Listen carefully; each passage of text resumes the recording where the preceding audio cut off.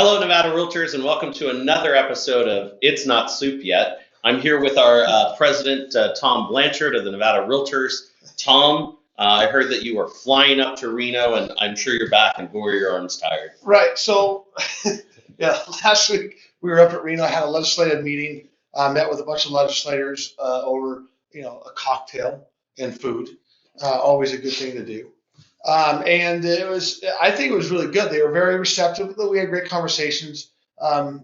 It's nice to be able to have those conversations and meet the legislators and have those talks and say this bill or that bill or what were you thinking? Asking that question. What are you thinking? What could go wrong in that? I know, right? And so now Keith today is up in Carson City testifying on, I think there's 5 bills that we're testifying on. So he's a little busy bouncing from room to room. So Keith, we love you, appreciate you. Be nice up there, right? Be nice. Don't be the normal Keith. When Keith reviews this video, he'll think other things. So, Tom, let's talk a little bit about testifying in front of a committee, since you have so much experience at it now. And I think that it's important that the viewers know that you guys put a lot of work, time, and energy into that. You have a whole team that helps you get prepared on what the issues are. You do informational handouts so that you have talking points and you prep. I mean, you even probably iron your shirt. I do. I iron my shirt. And yeah, Carrera, Nevada does a great job of providing us with the talking points so that we stay on script. We don't sound stupid. Sure. Right. There's nothing worse than someone. And I just want to say thank you to Carrera, Nevada for all the hard work you're doing with Tom. It is for not great making job. me sound stupid. You've really. Right. I've seen some of your info sheets, and you've done a great job up there testifying. So it's been fun, and it's measured, it's scripted, and we get our point across. But that's all for the public to consume, right? To give legislators cover to be able to vote later on, whichever way they're going to vote, and be able to use what we've said as cover on why they did what they did, so that they can get reelected, because that's what they really care about. They want to do something nice, of course. Right? They want to do something good. Otherwise, you wouldn't have these thousands of freaking bills all over the place. Because everybody thinks that's a great thing to do. But to have them vote a certain way or be able to have the ability or the waivos to do that, we help provide cover, whether it be for the legislators or for the governor. Sure. Even if he's going to veto a bill, if there's been significant cover and reasons why this bill is not a good bill, then he'll have the ability to do that. And it's the way politics works. So one of the things that happened hasn't happened for I don't remember the last time it happened. On March 20th was supposed to be the end of the bill draft deadline. They actually had to move it to the 27th because there were so many bills that the Legislative Council Bureau said that they couldn't get through. And they were closed for a few days because of the snow, right? So they sort of push things back, and that's okay. But because of all that, right now, because March 27th is the deadline to have a bill being heard in committee and to have it come back to the different house before it switches houses. So it's a fast and furious kind of thing that's going on right now of getting these committees done and testifying on these bills. So the Advocate was full of landlord-tenant bills that have come out. I think the most important one is on the front of the page, and that's rent control, AB 362. So, the stance on rent control has always been no, no, no, no, no. And during the pandemic, we saw so many things that were happening.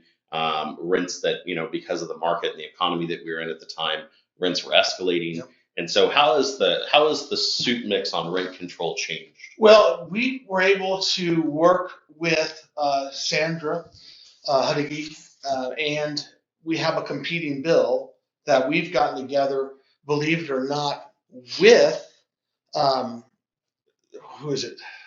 Legal Aid, right? We have it with Legal Aid that we've been able to hammer out, and they're not getting everything they want, and they're it's okay, but they're not happy with it. We're okay, but now we're not really happy with it. So it's probably going to be a good bill that'll come by and be able to kick out and give cover. Sure. Because there's a different bill that's a better bill than the bill, AB 362, which is just, in my humble opinion, way overreach. Yeah. And I think that's another good explanation of the process, is that a lot of times we have to accept that no can't be the answer, Right. and that we have to make some accommodations to be able to get anything through, Yep. or we struggle with this each time. So good work with the legislative committee on doing that. Property tax is also a big item there, and the way that they're factored. I know Keith is very passionate about the fact that the formula that they have isn't really the formula that they have, and so this bill that's in here, I just missed the number for it. What number is it? 96. SB 96 would make it clear as mud. Definitely have to factor that. Look, the way they figure out property taxes is insane, archaic. They're trying to do something. Everybody thinks it's a cap, but it really isn't a cap. It's a cap on what you pay. But the monies that you didn't pay that you should have paid actually sit in the account anyway. So that even if property values go down, and you think that your taxes should go down because the value is going down, you still owe what you already owe from last year that you didn't pay. So it's craziness. There's a couple other bills coming out trying to get that figured out. So we'll see which bill actually makes it through the gauntlet.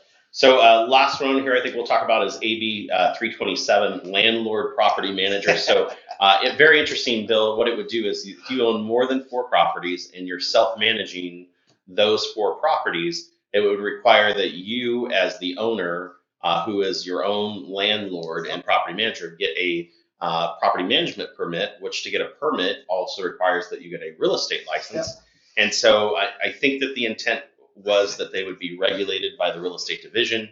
Interesting that the real estate division put a fiscal note on it, which is usually the path to kill a bill by putting a note on it. But that that it would be $233,000 to cover the cost of facilitating that. Yeah. That's interesting to me, considering the revenue that they would probably get and everything else. Yeah, but let's look at this, right? Here's what they're trying to do. They're trying to get all the apartment people get licensed because they're all unlicensed. They'd have more than 4 units. Yeah. Right. So all the apartment complexes and those people that work there that are managing that apartment complex should be licensed, and they're not. I think we're one of the few states, though, and my knowledge of it is very small on the other states, but I know my aunt for 30 years was a property manager for an apartment complex. And in her state, you had to have a real estate license. So that's the idea, but they're grouping so many other people. The collateral damage of a good idea is that to say that those need to get licensed, that everybody that is practicing realistic. Let's face it, they're practicing real estate by being a landlord, and they're being a property manager by managing their own stuff. Sure. And they have more than just one unit. So if they're going to act like it, and if they're going to walk like it, why not be licensed like it? Why not be licensed for it and have some ability for the division to be able to keep these people in line so that we can help fix the bad actors out there. Well, I look forward to seeing those new members in the CE classes that we'll all be enjoying together. So, Tom, like every episode of It's Not Soup Yet, there are a number of bills that have come through, a number of things that you guys are tracking, and there's more that's being thought of while you're in the process of doing it. Special shout out to Keith, of course, as he's traveling to testify.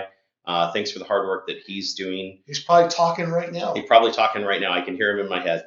And I just want to reiterate again that links to the bills are in here so that you can do your own homework and check them out. Definitely worth a read. But remember, as we talk about these bills and the things going on, nothing's been passed yet. Nothing's been finalized. Nothing is written into stone. Nope. And like we keep telling you, it's not soup yet.